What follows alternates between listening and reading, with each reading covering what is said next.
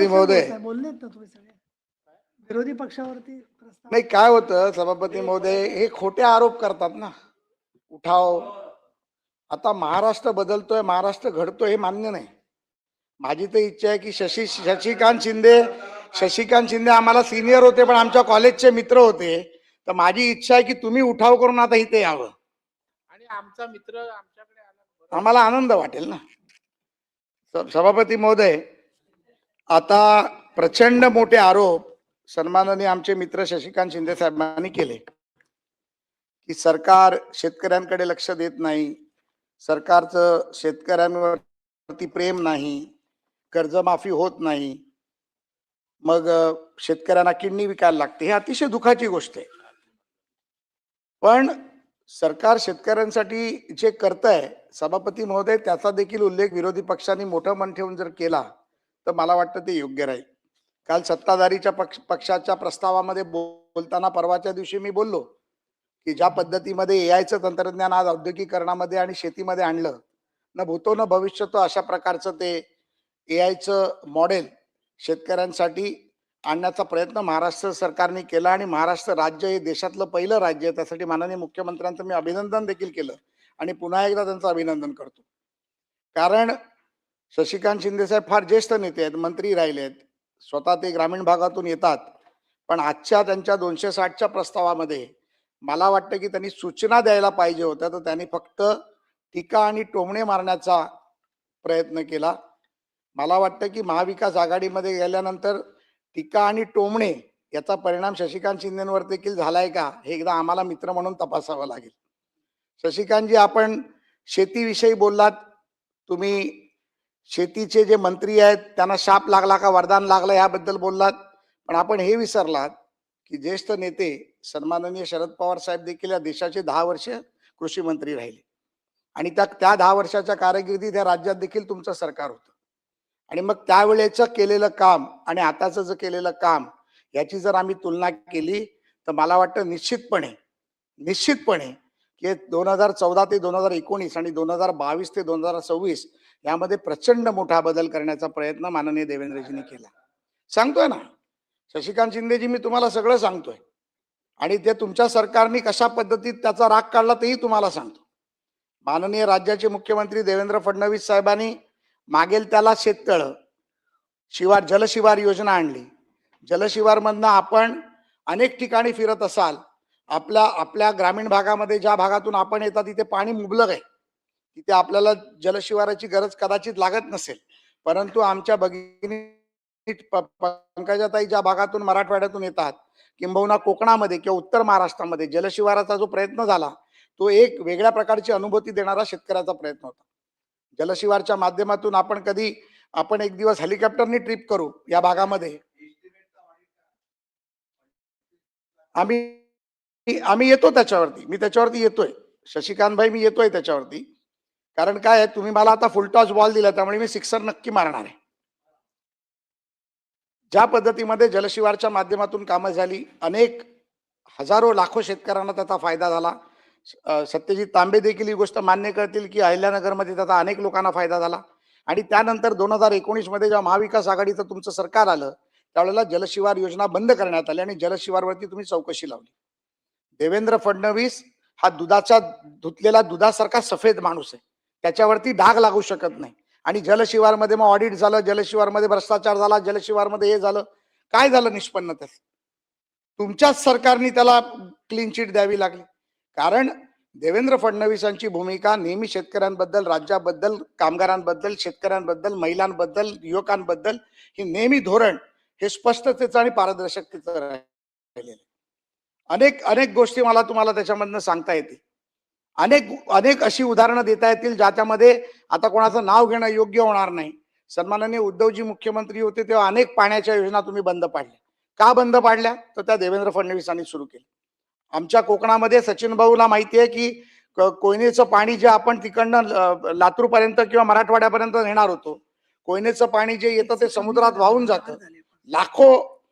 लाखो litre matric litre पाणी समुद्रात वाहून जातं आणि 200 मिलीमीटर पेक्षा जास्त पाऊस पडल्यानंतर देखील कोकणामध्ये जानेवारी फेब्रुवारी नंतर प्यायला पाणी नसतं, अशी परिस्थिती त्या कोकणामध्ये आहे.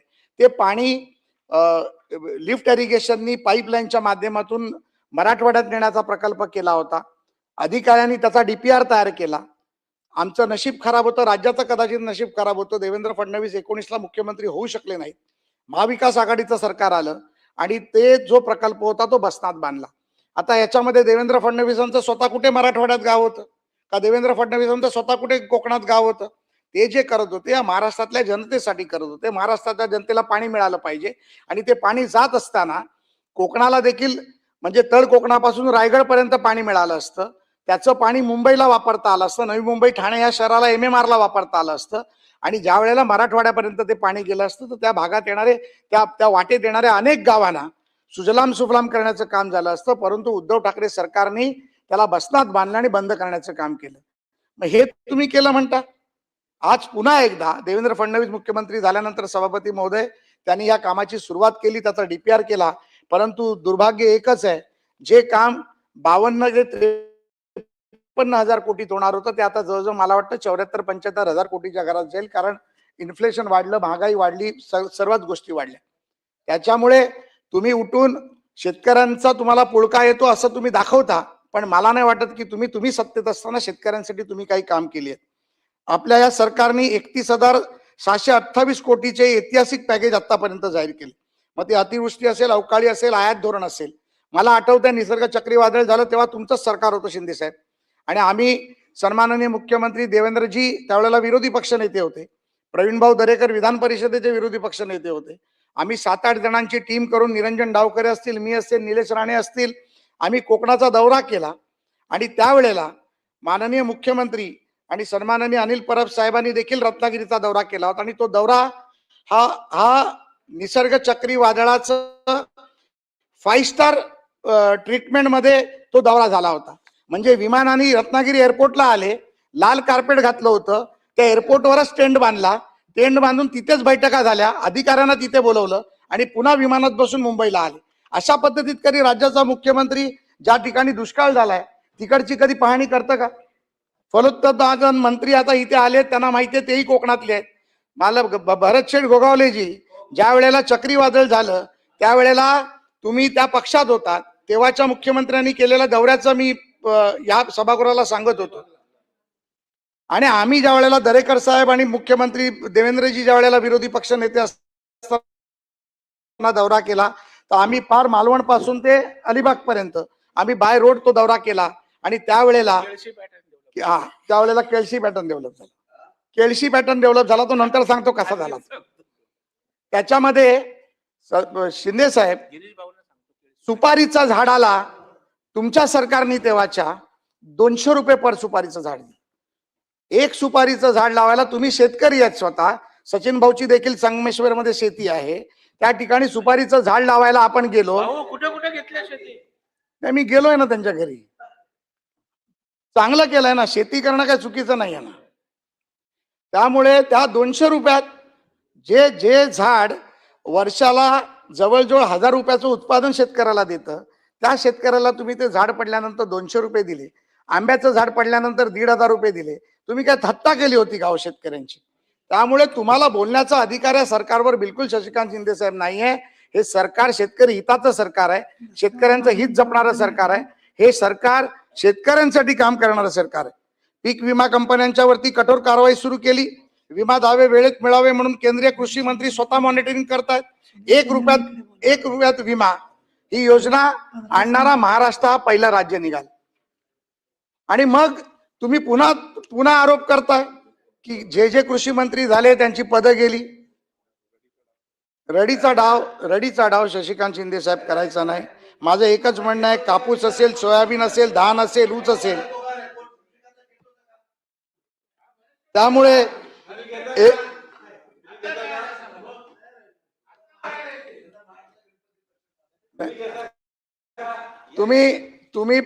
तुम्ही पण येऊ शकता आणि घेऊ शकता. त्यामुळे FRP थकीत चालू झाला, प्रवीण भाऊ चालू झाला.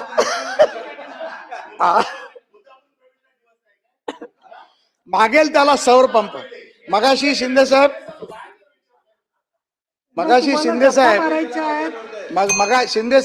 गप्पांचा मूड आहे, गंभीर चर्चेचा मूड नाहीये. बराबर भाषण आवरा आणि गप्पा मारत बसा बाहेर.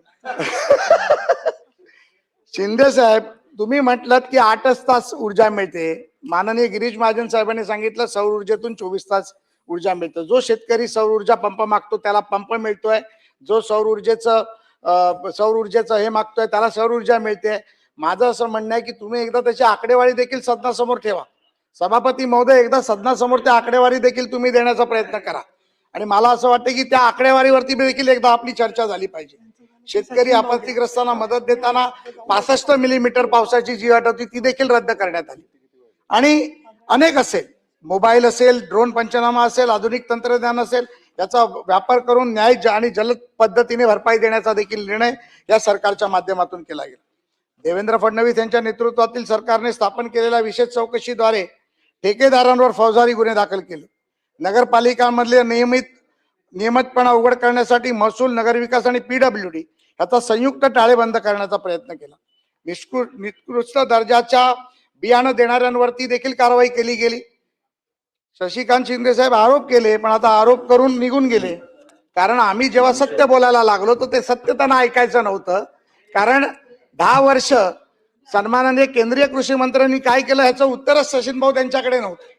त्यामुळे मला वाटतं की अनेक उदाहरणं आपल्याला देता येतील. यामध्ये दावोस मधून देखील अनेक गुंतवणी शेतीच्या माध्यमातून, औद्योगिकच्या माध्यमातून या राज्याला मिळाल्या. दावोसच्या कराराच्या माध्यमातून उत्तर महाराष्ट्रातील 5 जिल्ह्यामध्ये 50,000 कोटीची गुंतवणूक आली की प्रत्येक भागाला त्याच्यामध्ये फायदा असतो. मग तो कामगार असेल, कष्टकरी असेल, व्यावसायिक असेल, शेतकरी असेल, या प्रत्येकाला त्याचा फायदा होतो. नुसते अहिल्यानगर जिल्ह्यामध्ये 11,519 कोटी रुपयाची गुंतवणूक आली. मला वाटतं की तांबे साहेब ही आपल्यासाठी अतिशय आनंदाची बाब आहे. त्यामुळे अशा प्रकारे 18,000 रोजगार निर्मिती करण्याचं आणि 75,000 लोकांना जवळजवळ रोजगार देण्याचं काम या माध्यमातून केलं जाणार आहे. आणि अशी अनेक अजून उदाहरणं आहेत ज्यामध्ये शेतकऱ्यांच्या बाबतीत करता येतील. काल परवा ज्या वेळेला मी माझं सत्ताधारी पक्षाचं भाषण बोलत होतो त्यावेळेला मी AI बद्दल बोललो. AI म्हणजे आई याचा मी उल्लेख केला. आणि या आईच्या माध्यमातून, AIच्या तंत्रज्ञानाच्या माध्यमातून ज्या पद्धतीमध्ये पुढची भविष्यातली शेती बदलणार आहे, शेती करण्याची प्रक्रिया बदलणार आहे, शेतीवर लागणाऱ्या पिकाला लागणारी कीड असेल, किंबहुना अवकाळी पाऊस येणार असेल, कुठल्या वेळेला कुठलं पीक काढलं पाहिजे, मातीचं निरीक्षण कुठल्या पद्धतीत केलं पाहिजे आणि हे निरीक्षण करत असताना शेतकऱ्याला कशा पद्धतीत फायदा होईल या अनेक गोष्टीचा उहापोह त्या भाषणामध्ये झाला. त्यामुळे मी पुन्हा ते एकदा रिपीट करत नाही, परंतु ज्या पद्धतीमध्ये AI धोरणाच्या माध्यमातून महाएग्रो धोरण या सरकारने आणलं त्यासाठी पुन्हा एकदा या आपल्या 260च्या प्रस्तावामध्ये आपण टीका करत असताना मी सरकारचं पुन्हा एकदा अभिनंदन करतो. झिरो टॉलरन्स पॉलिसी आपण लागू केलेली आहे आणि शेतकऱ्यांच्या हिताचा असा एकही विषय नाही जो शेतकऱ्यांसाठी हे सरकार करत नाही. आपण फक्त आरोपाला आरोप करता. मी काल देखील तुम्हाला सांगितलं की तुम्ही पाणंद रस्त्यांचा आता मगाशी याच्यामध्ये उल्लेख केला. मागेल त्याला रस्ता, मागेल त्याला शेततळं, शेतीला जायला रस्ता, असे अनेक प्रकल्प या राज्य सरकारने राबवले. यामध्ये औषधाचं उदाहरण मी दिलं. आपल्या खालच्या सभागृहातले आमदार पवार साहेब यांच्या गावामध्ये, यांच्या मतदारसंघामध्ये प्रत्येक शेताला जायचा रस्ता त्यांनी सभापती महोदय केला. त्यामुळे जो आमदार स्वतः त्यासाठी मागेल, आणि त्यामध्ये विरोधक आणि सत्ताधारी असा प्रश्नच नाही. माननीय देवेंद्र फडणवीस हे राज्याचे मुख्यमंत्री आहेत, ते भारतीय जनता पार्टीचे मुख्यमंत्री नाही आहेत. त्यामुळे विधानसभेमधला कुठलाही आमदार जेव्हा त्यांच्याकडे मदत मागायला जातो त्यावेळेला अनिल परब साहेब ते मोठ्या मनाने त्याला मदत करतात, हे देखील आपण मान्य करतात. त्यामुळे मी बोललो पवार साहेब पण मान्य करतात. त्यामुळे अशा पद्धतीमध्ये विरोधी पक्षाचा प्रस्ताव ठेवून नुसते आरोप करणं हे मला वाटतं की योग्य नाही. सरकार शेतकऱ्यांसाठी कटिबद्ध आहे. सरकार शेतकऱ्यांच्या विषयामध्ये, शेतकऱ्यांच्या निर्णयामध्ये, शेतकऱ्यांना पुढे घडवण्यामध्ये कटिबद्ध आहे. AIच्या माध्यमातून, महाएग्रोवनच्या माध्यमातून सरकार शेतकरी हिताचाच प्रश्न पुढे नेईल आणि भविष्यात शेतकऱ्यांसाठीच हे सरकार काम करेल. कारण बळीराजाच हा आमचा देव आहे हे मानून चालणारं हे सरकार आहे. सभापती महोदय, म्हणून विरोधी पक्षांनी 260च्या माध्यमातून या सभागृहाची दिशाभूल करण्याचा प्रयत्न केला, त्याचं मी पूर्णपणे खंडन करतो. आणि हे सरकार शेतकरी हिताचं सरकार आहे, सरकार बळीराजाचं सरकार आहे हे पुन्हा एकदा ठासून सांगतो. आणि महाएग्रोवनच्या माध्यमातून, AIच्या माध्यमातून ज्या पद्धतीमध्ये या सरकारने शेतकऱ्यांना धीर देण्याचं, ताकद देण्याचं काम केलंय. त्यासाठी पुन्हा एकदा राज्याचे मुख्यमंत्री, उपमुख्यमंत्री यांचं मी मनापासून अभिनंदन करतो आणि माझे 2 शब्द संपवतो. धन्यवाद. जय हिंद, जय महाराष्ट्र. सन्माननीय सचिन अहिर. महोदय, सभापती महोदय, खरं तर 260 च्या अन्वये परत एकदा या शेतकऱ्यांची चर्चा